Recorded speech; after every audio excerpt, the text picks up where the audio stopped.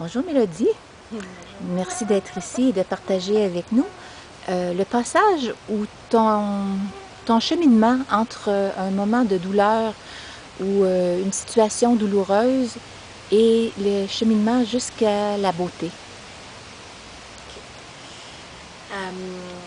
Donc c'est ça, quand tu m'as proposé de faire ce travail-là, la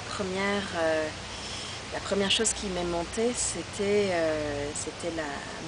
l'accouchement de mon deuxième enfant.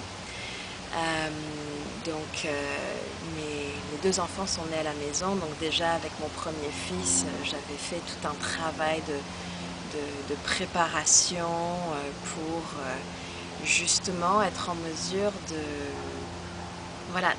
de travailler avec la douleur, parce que c'est sûr qu'un accouchement est un événement qui apporte ce type d'expérience, mais je voulais être capable de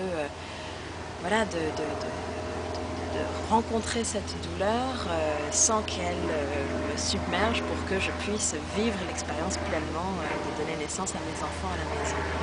Et ça avait bien fonctionné avec le premier. Oui, avec le premier ça avait été, mais bon, ça avait été tout un enseignement déjà. Mais alors, ce qui s'est passé avec ma deuxième fille, c'est qu'elle est arrivée en siège, donc les fesses en premier. Donc la manière dont ça a commencé, c'est que j'allais juste me coucher quand j'ai perdu les os. Et là, je savais que ça allait commencer à s'en venir, et les contractions ont en effet commencé à rentrer tranquillement. J'arrivais à me rendormir, et puis à un moment donné, 2 heures après, bang, là vraiment les contractions sont devenues extrêmement intenses. J'ai été réveillée, on a eu l'impression de me faire rouler dessus par un train, quoi. Donc c'était aucune comparaison avec les douleurs dont tu avais eu oui. l'expérience avec le premier. Ah oui, là c'est vraiment comme si c'était rentré avec une intensité fulgurante d'un seul coup, là, vraiment comme si j'étais comme wow, ok, qu'est-ce qui se passe, vraiment complètement décentré par rapport à la fulgurance de cette douleur-là intense. Et je me souviens avoir essayé de reprendre les différentes positions que j'avais prises pour vivre les contractions avec mon premier enfant, mais il n'y avait rien qui fonctionnait, donc j'étais vraiment comme ok, je peux pas me fier sur ma première expérience, là c'est vraiment autre chose. Donc comment je fais pour surfer sur cette douleur, pour vraiment devenir, pour être plus en cohérence et pas juste la résister, parce que le fait de résister à la douleur quand on est en train d'accoucher, c'est pas possible. Si on résiste à la douleur, c'est comme si on résistait au processus de donner naissance. Donc il y a tout ce travail-là d'essayer de justement, plutôt que de contrer, de le résister, d'aller avec, de prendre un moment la vague et de se laisser porter là-dedans, de le vivre dans la respiration, de le vivre dans le lâcher-prise total et dans la confiance totale du moment que le corps est en train de vivre. Donc j'ai réussi à un moment donné à embarquer effectivement là-dessus. À ce moment-là, à partir du moment où j'ai effectivement cessé de vouloir contrer la douleur ou de résister à la douleur, eh bien la douleur a cessé d'être aussi intense. Et donc bon, là c'était tout le processus de l'accouchement qui était en cours. Et puis à un moment donné, ça faisait déjà peut-être 1 heure que j'étais dans ces contractions-là, les sages-femmes arrivent.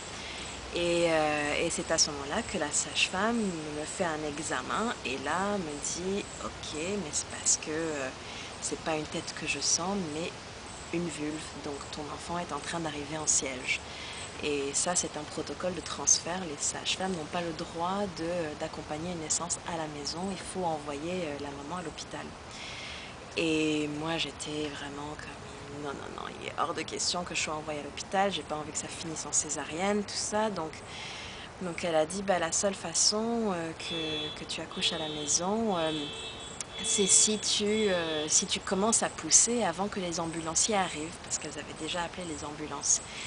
Et là, je me souviens vraiment d'être dans cette intensité-là. Il y a mon chum qui avait peur parce que la situation était en train de dégénérer, les sages-femmes aussi qui étaient vraiment dans cette espèce ok, là c'est vraiment pas du tout, ça fait pas partie de notre protocole, on n'est pas habitué à ce genre de situation. Et puis des naissances en siège à domicile, elles en avaient jamais fait.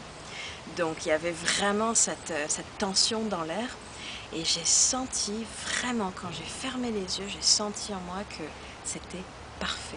C'était parfait que ma fille arrive de cette manière-là, c'était parfait que toutes les deux on vive ça et que c'était quelque chose qu'on pouvait vivre. Et j'ai vraiment senti en moi ce moment dans la fourche de la route où je pouvais soit embarquer sur la peur comme tout le monde était en train d'embarquer sur la peur par rapport à la situation, où je pouvais revenir dans ce centre où j'avais eu l'information, où j'avais eu la certitude, l'assurance qu'on pouvait vivre ça et que je pourrais vivre ça seulement si je restais dans cette confiance-là, seulement si je restais dans cette certitude qui me permettait de rester ouverte. Et là, ça a été vraiment comme le moment décisif. Où est-ce que je vais? Est-ce que je choisis la peur ou est-ce que je choisis la confiance vraiment? Et bon, voilà, j'ai vraiment fait, ok, d'accord, donc on va faire ça. Et là, j'ai parlé avec ma fille, je lui ai dit, ok, ma chérie, tu sais, voilà, c'est ça qui arrive, je suis sûre qu'on peut le faire, alors on y va. Et là, je me souviens d'avoir mis la couverture sur moi et je me suis mise à rugir, mais d'une puissance, quoi. Et je sentais ma fille qui, à ce moment-là, commence à descendre, qui, à ce moment-là, commence à sortir. Et c'était juste fabuleux, ce travail d'équipe qu'on commençait à faire toutes les deux. Et là, en quelques minutes, la sage-femme m'a dit « Ah, ok, bon, bah d'accord, donc tu as commencé à pousser. » Et puis, elle commence à sortir, donc bon, bah il n'y aura pas de transfert à l'hôpital. Et là, tout ce travail de ma fille voilà, qui devait descendre en fait d'elle-même, se poser d'elle-même les fesses sur le lit sans être assistée, parce que ça fait partie des choses qu'il faut faire quand un bébé naît en siège. Il ne faut pas l'assister, il faut absolument la laisser faire toute seule pour pas créer de réflexe qu'elle se lève la tête et qu'elle bloque. Donc il y avait vraiment, on était toutes les deux entièrement autonomes dans notre processus de juste se faire confiance et de respirer et de respirer. Et ça a été une naissance absolument magique, mais d'une puissance.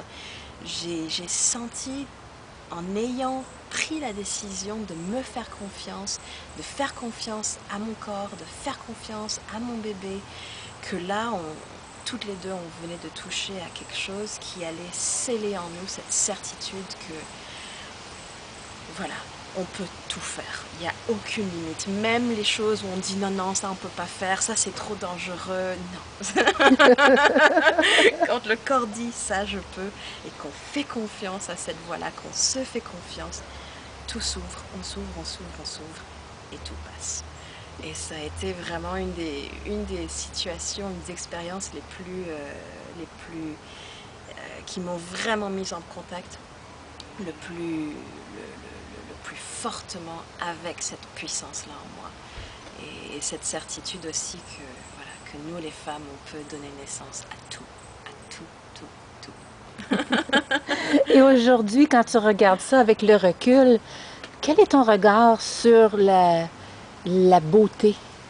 La beauté, ça a été ce moment-là où justement j'ai senti que j'avais eu raison de me faire confiance, j'ai eu raison de m'écouter et de pas aller vers la peur, de pas aller dans cette fermeture, de dire ah non je suis pas capable, ok il faut que je parte et que ce soit un médecin qui m'accouche ou enfin qui m'ouvre pour faire sortir cet enfant. Non, j'ai senti que je pouvais le faire et la beauté c'était de faire mais oui, j'ai raison de faire confiance à cette intuition, j'ai raison de me faire confiance et ça c'est voilà, ça contribue à faire de moi la femme que je suis aujourd'hui d'une toute autre manière que j'ai été femme avant ce moment-là.